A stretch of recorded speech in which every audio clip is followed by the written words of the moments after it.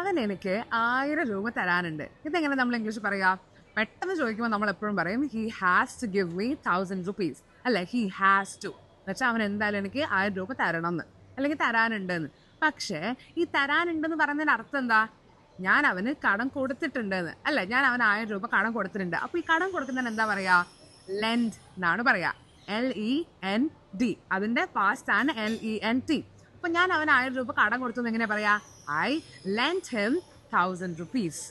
Okay, I lent him 1000 rupees. ഇനി കടം വാങ്ങുന്നതിന് എന്താ പറയാ? I borrowed.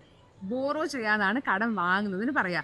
BORROW, borrow. Okay, I borrowed 1000 rupees from him. ഞാൻ അവൻ്റെ കയ്യിൽ നിന്ന് 1000 രൂപ കടം വാങ്ങി. I borrowed 1000 rupees. അങ്ങനെയാണെങ്കിൽ ഞാൻ കടം വാങ്ങി കഴിഞ്ഞാൽ ഞാൻ അവന് കൊടുക്കാനുണ്ട് അല്ലേ, എന്ന് വെച്ചാൽ ഞാൻ കടപ്പെട്ടിരിക്കുകയാണ് അവനെന്ന് പറയും. അപ്പോൾ ഈ കടപ്പെട്ടിരിക്കുന്നതിന് എന്താ പറയുക? I owe him 1000 rupees. OWE, oh.